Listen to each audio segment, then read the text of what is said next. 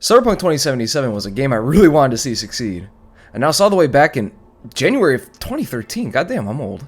Cyberpunk was to be the next big project from the rising Polish development studio CD Projekt Red, also known as CDPR, which I'll be referring to them as from now on, whose most recent release, The Witcher 2, had dropped in 2011 to very sturdy reviews and widespread fan acclaim. But the praise that game got was jack shit in comparison to what was coming next.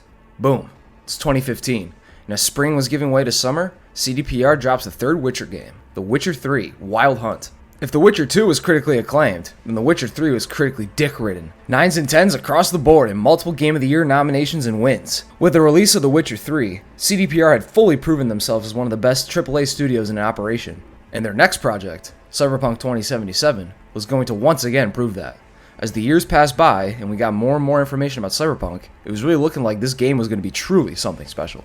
The game was massively ambitious, being a first-person action RPG with a fully explorable, highly detailed setting of the dystopian Night City, the reoccurring location of the Cyberpunk tabletop RPG series that the game is fully based on. CDPR was pulling out all the stops for this game, promising not only the previously mentioned massive and highly detailed Night City to explore, but also having deep RPG mechanics focused on player choice, GTA-esque police systems, AI with daily routines, and multiple ways of playing the game and engaging in combat. This game had pretty much everything going for it. It had the proven, good at making RPGs studio working on it, the super unique and interesting setting and lore of Mike Pondsmith's Cyberpunk tabletop RPG series, and it even had wholesome Keanu Chungus at E3 hyping the game up with his breathtaking 100 skills, and expectations were sky high. But, as the release date creeped closer and closer, cracks in the hype facade began to appear. The game was delayed, and delayed again, and again, moving an initial launch date from April 6th, 2020 to an actual launch date of December 10th, 2020. We didn't fully know it at the time, but these delays were signaling only one thing to us. The game was simply too ambitious. Even more ambitious than the devs thought it would be. CDPR had even doubled the manpower of The Witcher 3's development on Cyberpunk's development, and it still wasn't enough. CDPR had hyped themselves into a hole, and even though the game wasn't finished in December of 2020, they already said the game was going to be out 7 months ago, and they were currently on their third delay. And another delay would have not gone over well with the wider gaming community, who typically have patience skills on par with an iPad-addicted 6-year-old. Not only that, the game was also releasing on both current and past-gen systems, and had to be optimized for both. Time was up, and the suits at CDPR were ready to launch, whatever state the game may be in. And on December 10th, 2020, Cyberpunk 2077 finally dropped, 8 years to the day from the first teaser trailer. And we all know how that launch went. On top of the glitches in all forms, the game also ran like crap, the gameplay felt jerky and weightless, and the advertised RPG choices didn't end up mattering much at all, and didn't impact the story or game world in any meaningful way, with progression done through a very Skyrim-esque and confusing web of perks that mostly just incremented your skills by small percentage chunks, rather than altering how you play the game with your character's build. And although Night City still looked incredible, the illusion of a living, breathing city would be instantly shattered if the player started causing chaos. The NPCs would flee or cower in a very inhuman manner, getting stuck in those cowering positions seemingly forever, and the police were statues, and to lose the cops you simply just had to run or drive away, as they were literally incapable of pursuing you, beyond pulling a Sherlock Holmes-Watson glitch of spawning behind your player when you aren't looking. And all of these issues were exacerbated on last-gen systems, and as far as I know, the game was practically unplayable on Xbox One and PS4. It was just a straight-up disaster, and a massive public L for CDPR, who were being skinned alive by internet gaming critics and personalities, and for the entire month of December, the entire gaming community was taking a massive collective dump on Cyberpunk 2077. What was supposed to be the open-world RPG genre's next big leap had turned into a trip and faceplant into hairless cat shit. Oh, nigga! CDPR had to issue formal apologies, and the online PlayStation Store even delisted the game on account of how unplayable it was. It was fucking rough, to say the least. But despite all of these issues, I still saw the vision in Cyberpunk. Walking through the streets of Night City in first person and looking up at the towering buildings and seeing the gratuitous ads ascend into the sky as transports fly by was downright awe-inspiring at times. The first-person perspective does a lot for immersion in making Night City seem massive and vertical, and makes other video game cities like Los Santos feel like cardboard boxes and Lego models in comparison. I've yet to see another video game city that feels this massive and detailed, and the fact that it's completely open with almost no load screens does a lot for its sense of continuity and a feel for a real-life city. You can walk across the entire breadth of the city and enter any store or interior along the way with 0 loading screens.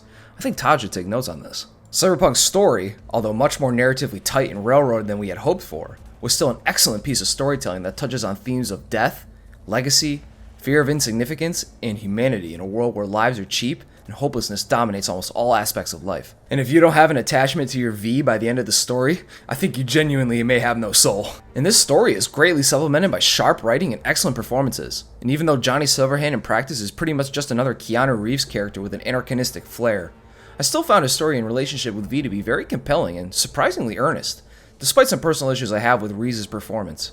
I don't know what it is, and it's not just in this game. Go watch the John Wick movies to see what I'm talking about. But Reeves sometimes sounds like he's almost confused at what he's saying, and it results in this odd-sounding deadpan delivery that falls flat sometimes. But besides this, CGI Keanu Reeves as Johnny Silverhand isn't as odd or obtrusive as you think it would be, and he did a very solid job with the role overall. But despite the fact that I still enjoyed the core experience Cyberpunk had on offer at the time, that doesn't change the fact that the game simply wasn't finished. So, time went by. And in the years following the release, CDPR slowly rolled out updates that re-implemented features that were promised but missing at launch, such as buying apartments, as well as general performance and bug fixes that were, desperately needed to say the least. In the fall of 2022, Cyberpunk Edge Runners, an anime spin-off of the game, released to massive acclaim, it being another fantastically tragic story in the Cyberpunk universe. And it did a lot of heavy lifting in rehabilitating the game's image to the public, releasing alongside some anime tie-in updates to the game that pulled players back in. 2 years later after the game's release, and CDPR were still grinding out fixes and updates to it, which is a promising sign. Fast forward one more year until today, and as of writing this, the Cyberpunk 2.0 update has been released, which massively overhauls several game systems, and with this update comes Cyberpunk's first large content expansion, Phantom Liberty, which I'll be taking a look at in my own, hopefully not terrible, Owen Kung style. Almost 3 years later, it seems Cyberpunk has finally become the game we were promised in 2020. But are these changes truly a new dawn for Cyberpunk? Or is the game still stuck in those development trenches? Let's find out. Oh, and I'll be going over the story and missions of this expansion in detail. So spoilers if you're looking to play this expansion raw. If you do, go play it and come back here for an enhanced viewing experience. And with all of that out of the way, let's get into this shit. To start this DLC, you have to have progressed the main story to the point where you clear out the Grand Imperial Mall for the Voodoo Boys and make contact with Maman Brigitte. I completed this mission ahead of time and barbecued those doo-doo boys, so Phantom Liberty started right up for me after installing. Once that criteria is met, you'll get an especially glitchy phone call from an unknown caller who identifies herself as So Me, aka Songbird, aka Song. These three names for her are used interchangeably going forward. She claims to know about the Arasaka relic that's currently having a Golden Corral buffet feast on our brain, and promises us a possible cure if we head on over to Dogtown, the new walled-off area of Night City added in this expansion. So why is this place called Dogtown? They got a lot of dogs running around in here? Do dogs run the shops like that Shiba Inu who runs a newsstand in Japan? Well, sort of. Let's get a bit of background. The name Dogtown comes from the dominant faction of Dogtown, the Barghest.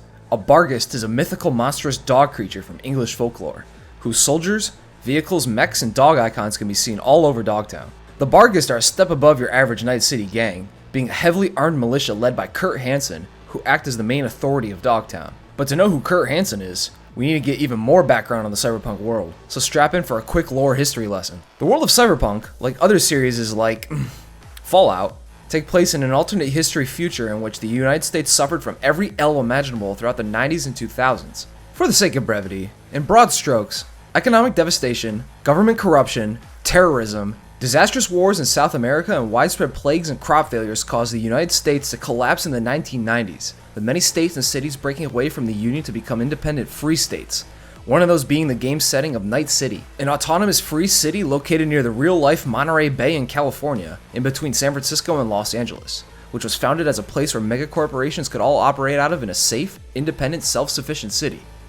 In theory. In practice, however, Night City became just as violent and unequal as anywhere else in the world.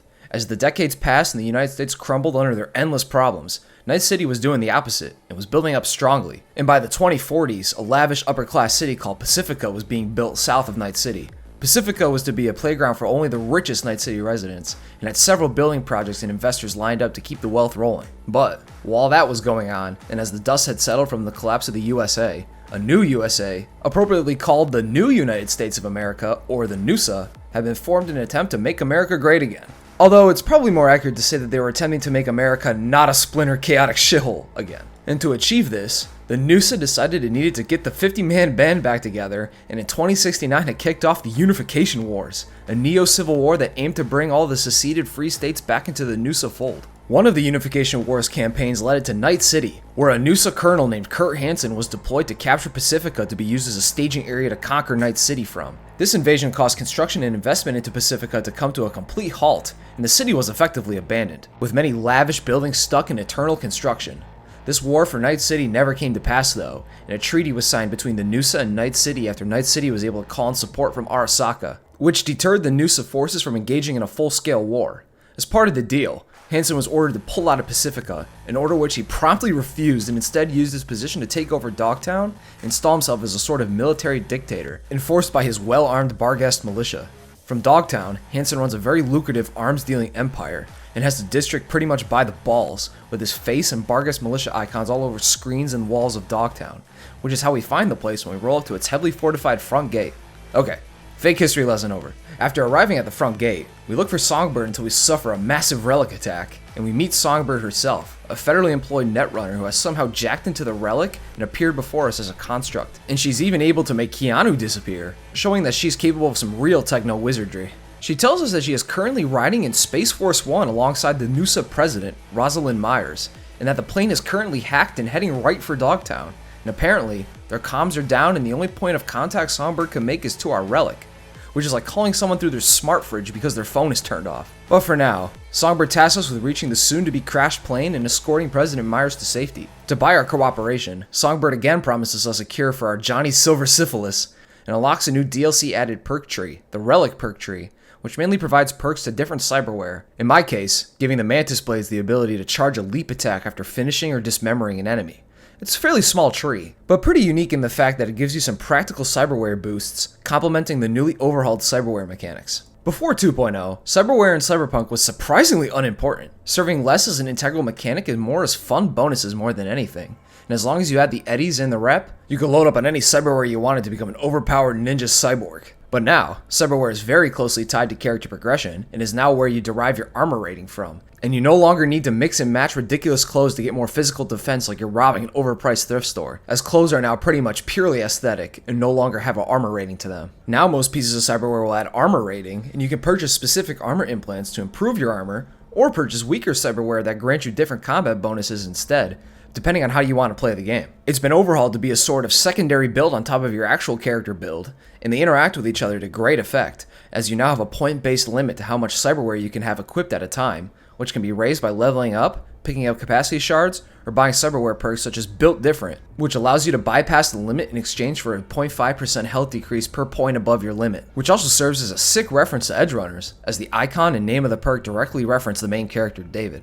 Although the cyberware components available and their effects haven't changed much in 2.0, these system overhauls work incredibly towards making cyberware an integral part of character progression, and its synergy with the updated perk trees will not only make you feel stronger, but also actively change how you engage in combat with the new abilities at your disposal, and is an excellent overhaul. While I'm on the topic of overhauling mechanics, I'll also talk about the skill tree overhauls. Pre 2.0, the skill tree was less of a tree and more of a loose web of slightly related perks that provided some incremental buffs, such as 20% more rifle damage, 10% health increase, enemies have a harder time spotting you, so on and so forth. Like I mentioned before, it was very Skyrim-esque in its scheme, and mostly served to buff you up to match the game's increasing difficulty.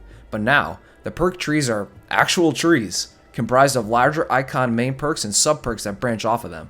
This new tree setup, whose perks unlock as you invest more points into a skill, have a much greater cohesion and sense of progression to them, as you are now fully enabled to invest in and build around your preferred playstyle on a much more modular level. For example, I wanted to play similarly to David Martinez from Edgerunners, but also be good at using that blammer, so I invested into reflexes and technical ability, which will allow me to move faster, buff my gun skills, and be able to use more cyberware more effectively. Reflexes, as you invest in it, will unlock a dodge, then an air dodge, and soon enough you'll be jumping and zipping around the room like a methed out cat. I then combined that air dodge with cyberware buffed from the technical ability perk investments that allowed me to double jump, giving me even more methed out cat mobility, and this even became my preferred method of travel, as why drive when you can double jump and dodge through the air to get around? It's just way more fun. And that's when these overhauls really clicked with me. It was changing how I played the game, and through the new progression, I was able to go from a ground-licking goon who can only really hide and shoot to fight, to a double-jumping cyber ninja that can drop in quickly to deliver some massive damage, then quickly zip away through the air. Pair that up with some Mantis Blades and a Sand Devistan, that's just a simply beautiful system. The last major change outside of overhaul police systems, which are pretty decent, as they function similar to GTA police, 5-star wanted system, Gotta hide from the pursuing cops to escape, the whole works. Is the combat flow. Combat is now much more closely tied to stamina than before, with most combat actions, even shooting, now draining stamina. Damn, that recoil must be some powerful shit. Stamina exists to determine the flow of combat, and you invest perks into combat skills in order to mitigate the stamina consumption of your favorite fighting methods. It works well to keep the pace of fights consistent, but losing stamina is pretty inconsequential when shooting after spending a few perk points. Stamina mostly kept me from dodging and jumping endlessly, which is good, as being able to do those moves infinitely would trivialize most fights, even on the hard difficulty. Health and grenades are also overhauled, and are now based on a cooldown, and are not based on how many health inhalers and EMP grenades you have shoved down V's pants, so you can't stay alive by endlessly sucking down medicinal fart gas from your max stock inhaler anymore. I prefer these changes much more to the original, and they serve well to keep the balance and pace of combat tight and engaging, rather than lopsided as they were before. Speaking of combat, that remains mostly the same as well, but it definitely seems like the AI has gotten an upgraded mind expansion. Enemies seem to be much more mobile now and are very quick to flank you from both the side and behind you, and situational awareness as to where your ops are at any given time is very important. My biggest issue with the combat is that the game still isn't great on giving the player feedback that they just got shot. V doesn't physically react much to damage, and there isn't much impact when getting hit, and oftentimes I look up to see that I lost 3/4 of my health without even noticing, which made the combat kinda hairy at times. But besides that issue I have, the combat feels dangerous, dynamic, and satisfying, and the new updates only make it better. Also, not sure how much of this is optimization and updates, but the game seemingly runs great. The game held a solid 60 to 90 FPS at pretty much all times outside of some odd moments, and a glitch I encountered pretty often when using the game map that caused the frame rate to crater into the single digits for some reason. But besides this menu glitch, this game is as smooth as butter. But with all that mechanic explaining out of the way, let's jump back into the story. Since we can't get into Dogtown via the front gate, there's just way too many doorman goons. Songbird leads us through a derelict parking garage where we can learn more about her and the current situation through some chit chat. We learn some background on how Dogtown came to be and eventually sneak into its black market, and we get a peek at the big dog himself, Kurt, as he screeds about his authority on the TV screens in the black market. I buy myself a sex god jacket, and we keep following Songbird's directions until we exit to an awesome looking vista of a massive cargo ship in the derelict Dogtown Stadium. And from the wires we can see running to and from the ship, we learn that Kurt and his men use the nuclear reactor on board that ship to power Dogtown's electronics through some very nice visual storytelling. Songbird then leads us up to a vantage point to see Space Force 1 land from, and we get up to the vantage point just in time to watch SF-1 get blasted out of the sky by missiles. It nearly runs into us as it goes down. We then have to hustle to the crash site through the main street of Dogtown as citizens flee and Bargas vehicles move in to secure the crash site. It's a pretty awesome kickoff to the DLC in earnest, and the streets feel chaotic and alive as I double jump dodge my way down the street. I fight my way through several groups of Bargas troops, getting chances to play around with the new Overhaul combat until I reach the crash site. I reach the back of the luckily still mostly intact plane and get ambushed by President Myers, who whoops the shit out of me. She's got that ex-military swag. I tell her I'm with Songbird, who is suspiciously also not in the crashed plane, and we get attacked by more Bargas thugs that we gotta kill.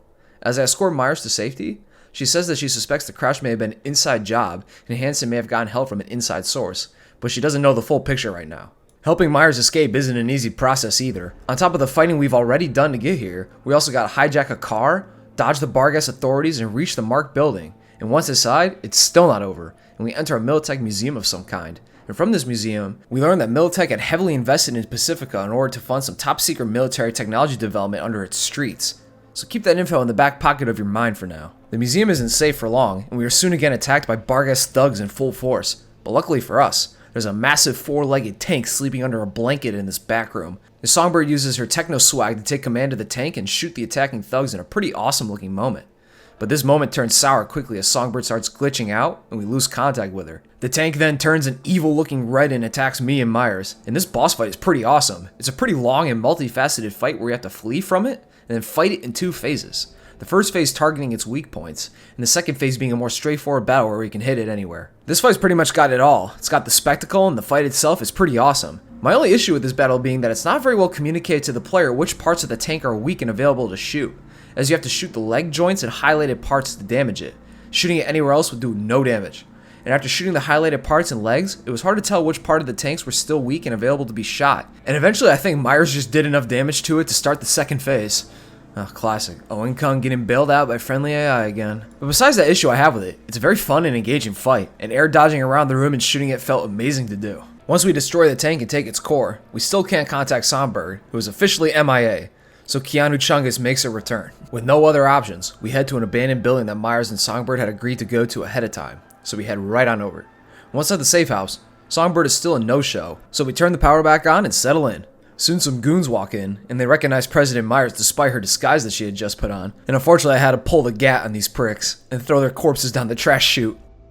V and Myers turn in for the night, and when they wake up, Songbird is still MIA, so Myers decides to move to Plan B and reactivate Solomon Reed, an FIA agent and former Noosa intelligence officer who had worked in Night City during the Unification Wars. And from the Phantom Liberty trailer, we learn that Solomon had been put in hibernation, which is just a nice term for being backstabbed and left for dead, as he was ambushed on a train by So-Mi and Noosa hired thugs as they were covering their tracks as they pulled out of Night City following the war's end.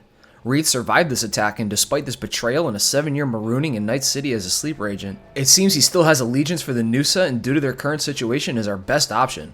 And to contact him, we have to go to a place called Captain Caliente's and use an old-timey phone and a secret code to contact him, which is perfectly in line with his DLC's spy theming. Myers also recruits us into the FIA and gives us a medal, and I humor her with taking an oath to protect the Noosa, to Johnny's chagrin. Johnny, being a former soldier and a war deserter, gives his character insight into fighting for a government and the principles they stand for. And he has a lot of interesting things to say. It serves pretty well through this DLC to challenge your motives and help V make decisions as you progress through the story, although he doesn't appear as often as he does in the base game, as this DLC is more focused on its new cast of characters, and Johnny takes more of a spectator role. It's here where the game really cuts us loose into Dogtown, and this new area is pretty great.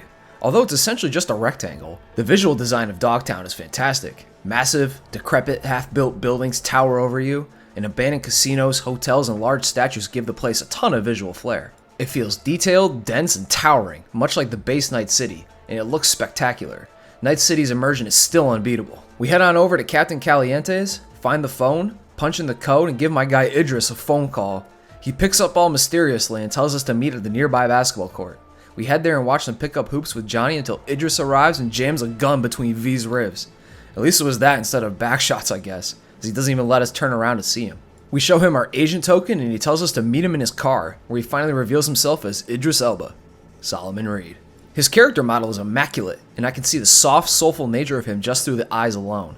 That's another 2.0 feature, as even Keanu Reeves got a face graphics update with it, and these are some of the best looking humans I've ever seen in a game, which is a nice break from looking at the clay model homunculi humans from the Fallout series for the past few months. We chat with Solomon about our situation and how we got into it until we're pulled up on by Barghest troops who we gotta murder. After taking them down in a fun street fight, we lead Solomon back to Myers in the safe house, where we get Reed up to speed on what's happened so far. Reed tells us about what happened in the trailer, and how he's apprehensive to return to duty after how badly he got screwed by his own people. Myers apologizes half-heartedly, and due to his concern for Songbird and his still unbroken loyalty to the Noosa, he decides to stay and help us. We perform a brotherly handshake and plan our next move to find Songbird. But first, Reed needs to get Myers out of Night City, so he becomes a federal Uber driver for the weekend and gets Myers out of the city for the next 2 days. So wait we must. At this point, the game offers you up some side gigs to do, but the expansion actually forces you to do some side jobs later on in the story, so I'll talk about them when we reach that part.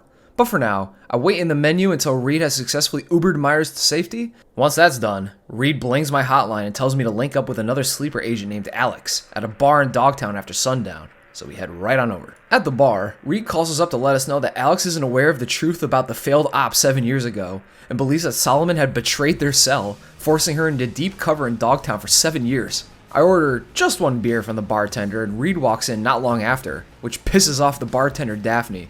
She then kicks everyone out of the bar and then pulls a reverse Michael Jackson to reveal herself as Alex, who is just absolutely pissed to see Solomon, still blaming him for stranding her in Dogtown and now just learning the truth 7 years later. We chat with Alex in an amazingly lit and scenic conversation. Sometimes I lose focus on the dialogue just looking around and admiring how good the game looks. It's seriously distracting sometimes. This is some of the best lighting I've seen in any game. After another expertly written exchange, we're able to convince Alex to help us, despite her reservations because of how shit the last op all 3 of these characters went on together went, and we plan our next move. Alex tells us that in order to find Songbird, we'll need to contact a netrunner who can find traces of her in cyberspace. In this case, a voodoo boy named Slider, who had worked as a CI for Solomon in the past, and he's holed up underneath that hockey puck building, so we pay him a visit. When we enter, the voodoo bouncers won't let us in, and the designs of the voodoo boys in Dogtown are actually pretty cool looking. They're rocking a retro cyberpunk look with visually interesting glowing implants and hair, and are a visual step up from the base game VDBs, as they mostly looked like either generic netrunners or plain old video game goons. They kick us out after a bit of a toxic discussion where I threatened to fry them like I did with their boss, Maman Brigitte, when we're forced to sneak in the side door. I sneak around and try to find Slider, but I'm terrible at sneaking. My cool is literally at 3. So inevitably, I get spotted and am forced to light the place up in a fun firefight, having to destroy a server that's trying to hack you whilst killing a platoon of voodoo boys. Having to manage both the server and the attacking VDBs was both tense and hectic, and I had a few close calls of almost getting hacked. Once they're all slaughtered and the server is destroyed, I eventually find Slider down a side hallway. We politely ask him for his help, which he complains about, but ultimately agrees to help us, because of the implication. To find Songbird, Slider jacks into our relic, and he discovers that Songbird has been using the black wall to make contact through our relic. Right now you might be like, what's a black wall? Well, you know how people sometimes use the phrase, the magic of the internet? Well, in the Cyberpunk universe, the internet might actually be magical. Using a device called a cyberdeck, netrunners can physically jack into the internet and interact with it as if it were another plane of existence. And even I don't fully understand how it's supposed to work or look like. It's pretty high concept. In the Cyberpunk universe, the net was essentially destroyed in 2022 by a super hacker named Raish Bartmoss, who in an attempt to hack and release corporate secrets to the world, unintentionally unleashed a massive virus that destabilized the net and unleashed malicious AIs that corporations were developing for cyberspace warfare all across the internet. And that shit is scary, as net running is a very dangerous activity, and if you're caught in cyberspace, your body can be overloaded and you can be killed right through the internet. Some die in the game, die in real life shit. And if you're really unlucky, your mind can actually be stolen and stored on the web for eternity through a program called Soulkiller. When the net was collapsing, the agency responsible for policing cyberspace, Netwatch, built the Black Wall, a large security system that essentially walls off the unstable AI-infested old net from the newer, smaller, and more controlled networks. If the Black Wall was to be destroyed, the rogue AIs and chaos of the old net would destroy the other networks, resulting in catastrophic losses of lives and data. Slider warns us of this and says that Songbird has been meddling with the Black Wall and could potentially destroy it, and it's got him shaking in his boots scared. That's how crazy it is. Despite his fears, we force him to continue jacking into our Black Wall tainted relic, because of the implication. Which fortunately for us, reestablishes contact with Songbird. She confirms what we know about her Black Wall fuckery and tells us that she's been captured by Hansen after she had reactivated the Chimera tank and is being held in Dogtown's tallest building, the Black Sapphire. We soon lose connection again and fry the fuck out of Slider. Sorry, boss man. Between Slider, Brigitte, and all the goons I've slaughtered, I think I've got to be the Voodoo Boys' public enemy #1 by now. I think they got to have a little doll of my V that they poke pins with. But with this new info in hand, we fight our way out of the VDB base and start planning our infiltration of the Black Sapphire, which is easier said than done, as Hansen is using it as his base of operations, and that shit is nigh on impenetrable. Our only hope to get into the Black Sapphire is to call in a favor from the local fixer, Mr. Hands. Do not Google him. We ask Hands for a way into the upcoming party at the Sapphire, which he agrees to, in exchange for a clout boost. If we can do some jobs for Hands and boost his local political clout, he will figure out a way into the Sapphire for us. So we agree to do that, having to complete 3 side gigs for Mr. Hands. Mr. Hands has gotten a reinvention in this expansion, and he's pretty much an entirely new character from the base game, complete with a new character model and voice, going from a used car salesman shyster type to a more refined political player type character. And it's a change I like, as it adds more intrigue to his character, and it expands the upper political world of Cyberpunk a little bit more, making it more mysterious and shadowy. We do the 3 gigs for Hands, which are all solid self-contained quests, which will usually have you clear out or sneak your way through an area, but then be presented with something unexpected. For example, in this gig, I was tasked with killing this VDB netrunner who was harassing a client, but after clearing the area and finding the netrunner, we also find an undercover Netwatch agent who wants to keep him alive so he can bust his whole blackmail operation by tracking his cyberspace movements. And then you have to make a choice of whether to fulfill the contract, which forces you to kill the agent and netrunner, or to let him live and let the Netwatch agent continue his work, in hopes that he will destroy the greater scheme at large. But that results in you not completing the task you were given for the gig, which could result in less money for you. The choices aren't super impactful in the grand scheme of things, and only really affect the gig that you're currently doing. But they always manage to offer up a difficult choice that can really make you ponder and weigh your options. And that's just one gig. Other gigs will have you disarming a nuke that terrorists plan to use, helping a guy wipe his confession against his son from legal records, to infiltrating a black market draft business where kids are fitted with implants to make them better at sports. This gig impressing me the most, with a really cool world building concept that takes a look into the sports world of Cyberpunk along with several interesting interactions to the quest. I got called out by a guy at the bar, got scanned, shot up the place, met a kid trying to see if he got drafted, off the lady in charge, and survived an ambush, all in the same quest. It's great stuff. On top of these new gigs, there are also increased criminal activity zones, which are enemy-filled dungeon areas that you fight through for some super unique weapons and high-tier rewards. Very Skyrim-esque in design. Blast through the dungeon, fight a boss, and pilfer the end loot chest. But that design is a proven system that just works, and I found lots of enjoyment doing these quests. Also, to coincide with the driving updates that I have yet to mention, in short, the cars handle better, and there's now vehicle combat where you can shoot at enemies while driving, and it's very similar to GTA, both look and gameplay-wise. There are now hijacking missions marked by steering wheel icons in Dogtown. You flatline the goons that have the car, steal it, and drive it to El Capitan's garage while getting attacked by the pursuing thugs. It's a fun way to engage in the vehicle combat, but it's also pretty simple. You've done it once, you've done it 1,000 times. But the new driving and vehicle combat is smooth and simple to use, and it's a pretty fun little side activity. Finally, there are airdrop events, where a care package will fall from the heavens, and you'll have to kill all the patrolling goons nearby to claim it. It's just a straightforward fight encounter, but it's still fun to do with the overhaul and combat, providing endless opportunity to try out the new weapons and implants. The side content in this expansion is thick, and it even builds off of your story progression. Later on in the expansion, you fight and kill Kurt Hansen, spoilers, and later on Mr. Hands will give you a mission that involves settling the resulting Barghest power vacuum offering him introduced, and you actually end up resolving the succession crisis while in disguise at Hansen's funeral. Being able to actually attend the funeral of a boss I killed was something I hadn't seen in a game before, and I absolutely loved the moment of lording over Hansen's death basket like, yeah, it was me who put you in this box, bitch. It just adds a whole nother layer of world dynamics. I think more games should do this. After completing the gigs, Hans invites us to meet him face to face at the Heavy Hearts Club, that pyramid building at the center of Dogtown. Up until this point, Hans has been cast in shadow, keeping his identity a secret, getting the Mr. Hands name from the fact that the only part of his body that you can actually see are his cybernetic hands. Now it's time to bring him into the light. We enter his room to reveal him as Mr. Hands. Some guy. I feel like this reveal was hyped up a lot before the release, but we have no reference as to who Hands is or what power he wields, so the reveal doesn't really feel like a reveal at all, feeling more like just meeting a new character as normal. He's got a cool beard and mustache though, and that double massive Bingus hologram is pretty fire. Hands thanks us for our work, waxes about his business interests in Dogtown, and gives us the full plans for the Black Sapphire building. We send the plans to Reed and link back up with him at the bar. When we reach the bar, we suffer a massive relic attack and have a personal conversation with Reed, bonding over our shared shit lives. And Reed reveals that despite being betrayed, he still holds loyalty to his nation and those who helped sell him out. Reed then leads us to the basement, and where he reveals their old spy base. Classic genre moment. Reed also reveals that he was eventually betrayed because he stuck around longer than needed, trying to save his fellow agents who were slowly getting offed as the war came to a close.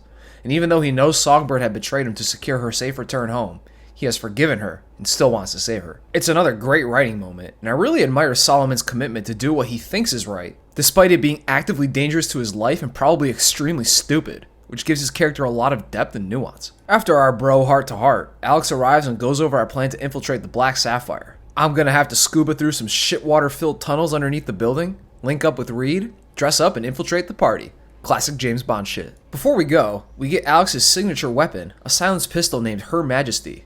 Pretty cool gun.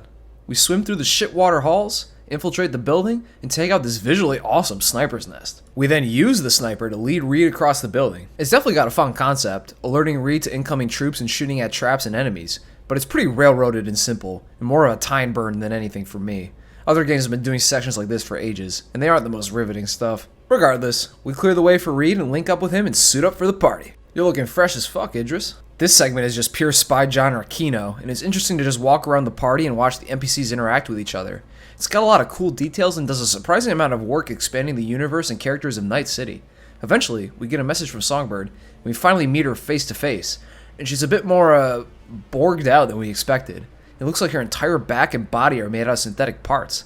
How much of her is still human? From the looks of it, the only biological parts she still has are her spinal cord, brain, and face. Sex with her must be like sticking your dick in a meat grinder. But it's a pretty shocking and well executed reveal, and how it's presented to you as you see her from a distance then up close with all the parts clearly visible, it's pretty well done. Reed joins us and confronts Songbird, who he promptly forgives for her betrayal.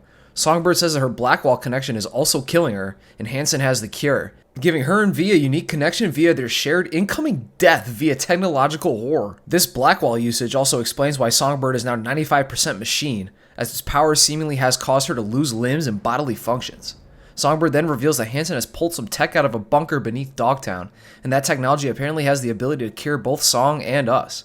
But before we can get into the details, Hansen crashes the conversation and takes Songbird with him, but not before she reestablishes her contact with us. I grill her for not being truthful with us, and she refutes that by saying that she just didn't tell us the whole story, but capping by omission is still capping. But she tells us that there isn't time for questions, and she tells us that Hansen needs her in a duo of netrunners to open the tech, and the netrunner duo has already obtained the access codes, and they plan to sell the codes to Hansen. So naturally, our next move will be to obtain the access codes and impersonate the netrunners to gain access. Luckily for us, the netrunners are here at the party, a brother and sister duo of French gingers named Aurore and Emmerich. I meet up with Reed back at the bar, who is brandishing his pistol out on the counter. Hey yo, put that away, dawg, you'll hurt someone. This was a visual glitch that I ran into, and almost every time I spoke to Solomon from now on, he would have his gun whipped out in his hand, and sometimes it would float and fly around him.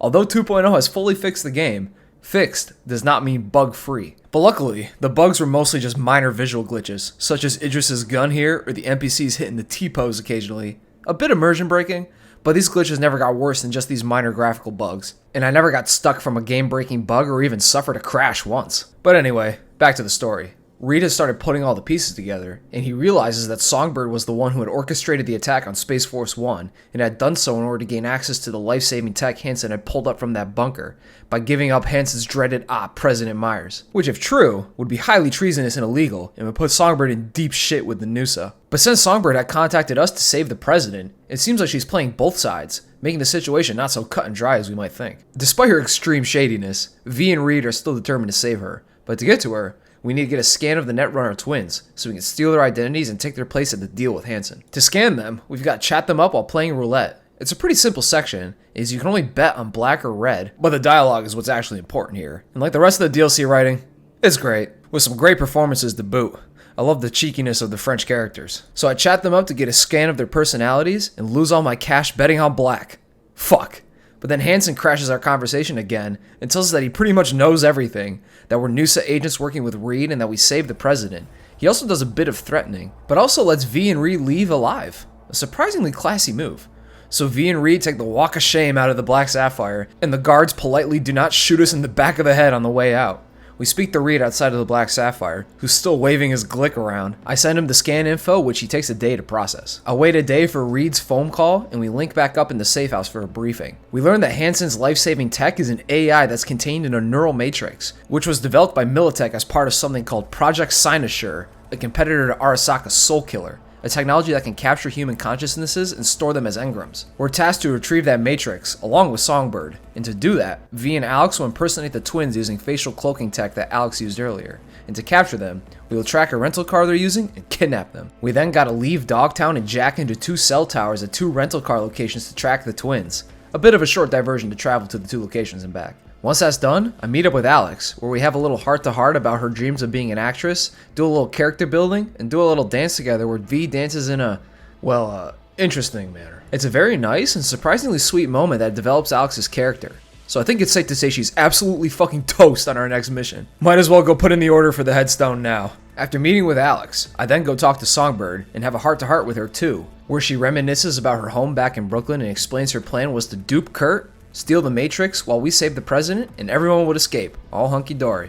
But she seemingly underestimated Kurt, and unfortunately got caught by him, and now he's planning to use the Neural Matrix as leverage against the Noosa, as it's some of their oldest and most top-secret tech. That is also direct evidence of them tampering with the Blackwall. It's another great scene with excellent writing and a strong emotional core, and it does an excellent job in setting up the DLC's first major choice. Songbird asks us to help her escape with the Neural Matrix and to leave everything behind, Reed included.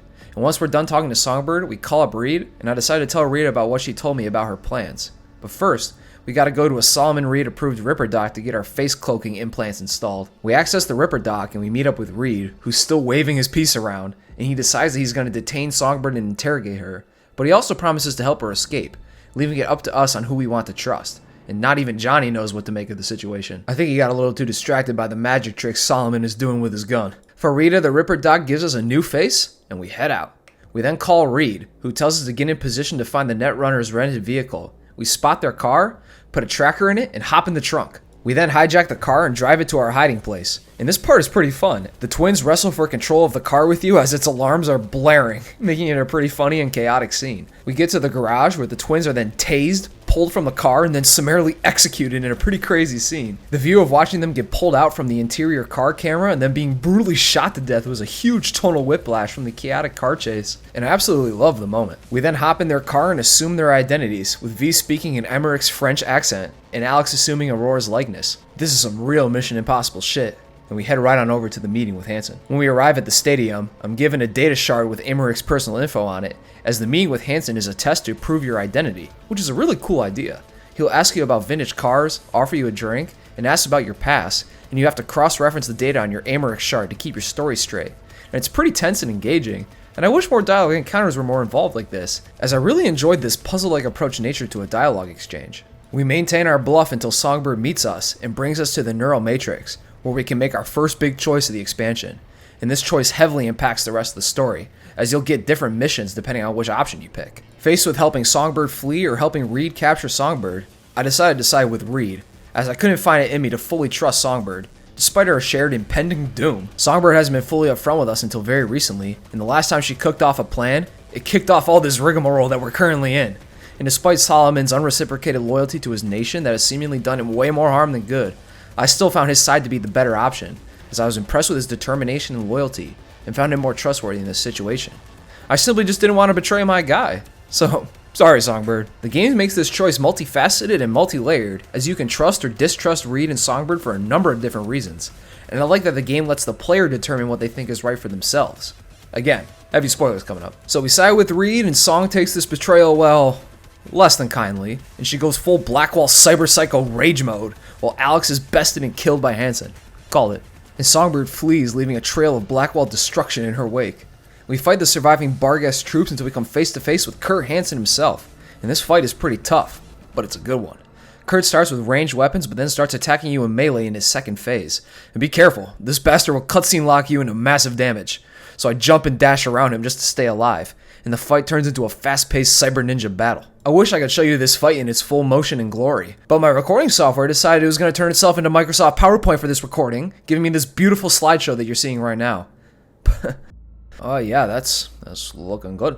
But after our battle, I give Kurt a knife to the neck and a kick to the face, and with that, the big dog of Dogtown has been put down, with some awesome signature weapons as our reward, especially his revolver. This shit hits like a truck. We link back up with Reed and catch up with Songbird just in time for her to get captured by MaxTac, a division of the NCPD who have high quality implants and weapons, essentially being a squad of super robocops who deal with cyber psychos. Cyber psychos being people who have lost their minds and turned violent after installing too much cyberware that their body couldn't handle. Still not deterred, Reed and V start planning how to bust Songbird out of MaxTac custody. To do that, we need a netrunner who can get convoy info from a MaxTac data fortress. I fork over 15,000 big ones to Mr. Hands to get that info, and he points me to the netrunner and Kabuki for more info. She gives us the data and a suggested plan to ambush the MaxTac convoy holding Songbird in exchange for coordinates of the attack, assumingly to scav any left behind equipment. So we link up with Reed to prepare the ambush. Reed has recruited some local 6th Street gang thugs to help us with the MaxTac ambush, and we speak to the iPad holding goon to plan the specifics of our attack. In a pretty small but nifty little planning segment, you can choose either mines or turrets to help, and choose whether or not to use smoke grenades or not in the attack. Once the plan is set, we go talk to Reed and have another great conversation, where Reed finally admits that he's scared that the situation has gone so horribly, but remains determined to see it through to the end. Man, I really feel for CGI Idris Elba here. The writing in this game is abusing the hell out of these poor characters. Once we're done chatting, we get in place for the ambush. Before the convoy appears, Songbird contacts us, still seething over my decision to side with Reed, and still very cyber cracked out by Blackwall demons. The ambush then starts, and it's a pretty challenging fight, having to take out squads of NCPD cops and robots, and these guys can rack up damage on you pretty quickly, so be careful. Once the grunts and goons are down, we bust open the MaxTac truck and are greeted by 4 MaxTac agents, kicking off probably the hardest fight in the campaign. MaxTac agents got some real top shelf cyberware and can't be hit with normal damage, as they'll just juke your bullets or block your melee strikes. But luckily for us, Reed came equipped with a cyberware nullifying laser and will point at a MaxTac officer, leaving the one he's pointing at vulnerable. So you have to focus fire on the officer Reed is pointing at while dodging the other MaxTac shooters, which is extremely tense and challenging. I was double jump zipping around like a maniac just trying to stay alive. But it also never felt too overwhelming or unfair, and having the battle momentum slowly turn in your favor as you take the officers down one by one is a great feeling. And this was probably my favorite boss fight in the entire expansion, and I'm usually not a fan of these group boss type fights.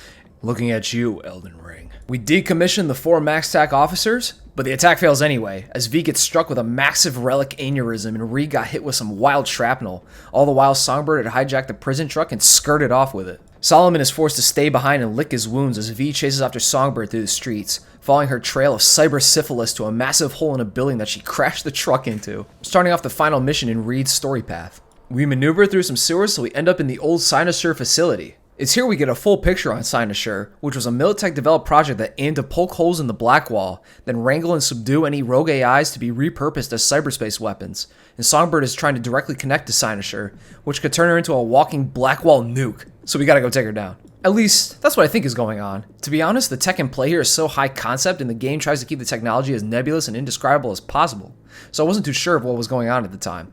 But all we need to know is that So-Mi is a Blackwall psycho and trying to absorb even more Blackwall power, so we gotta get her. We head down the trademarked abandoned sci-fi facility platform elevator and enter the Cynosure facility, our final destination in the Phantom Liberty DLC. The Cynosure facility, despite being the last area of the DLC playthrough, has no combat to speak of. Rather, it leans more into a stealth survival angle, as you have to avoid a massive hunting robot while deactivating consoles throughout the facility to open the path to the heart of the place. It looks like CDPR were taking some notes from Alien Isolation on this one. Although the robot itself isn't scary, I was still sweating a bit thanks to the excellent sound and music design, as listening to the robot's heavy footsteps, Songbird's garbled voice, and the tense soundtrack worked to great effect in making this section ass-clenchingly tense at times, especially when you can hear the thumping steps get closer and closer as you're hacking into a console.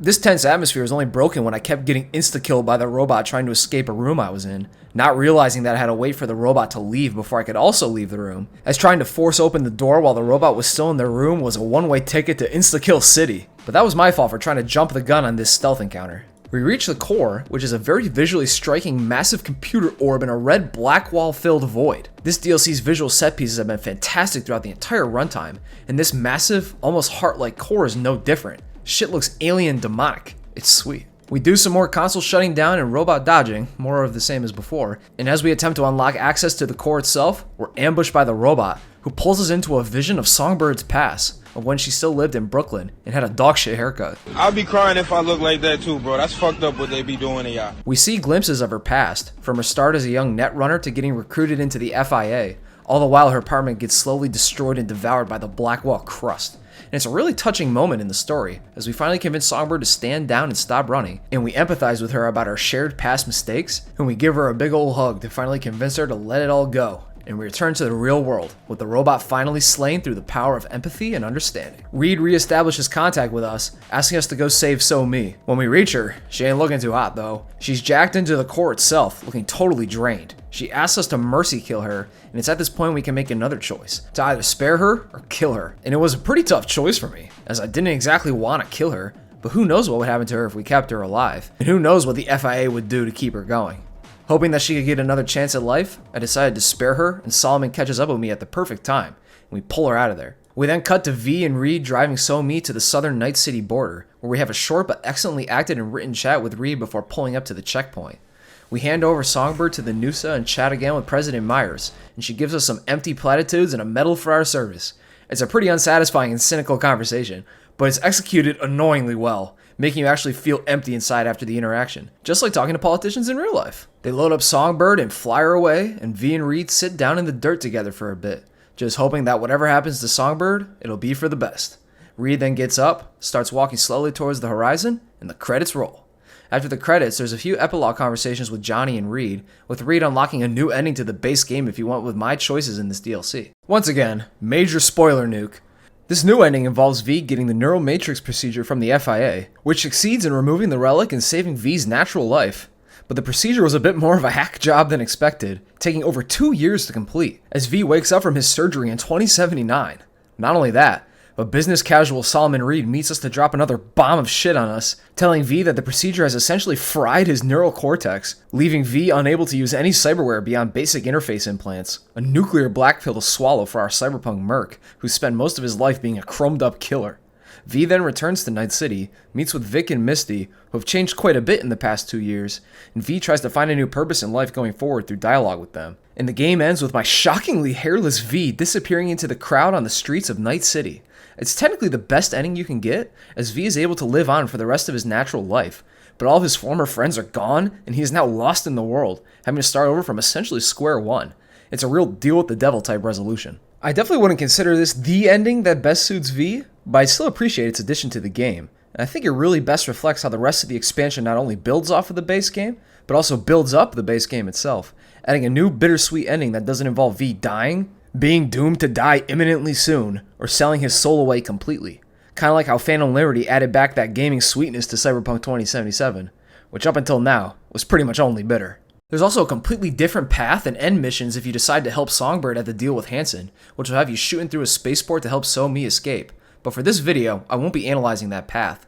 But the gist is that you either help So-Mi escape with the Matrix alone and kill Solomon in a final standoff, which leaves V screwed over without a cure, or turn her into Solomon at the final standoff, giving you access to the new ending.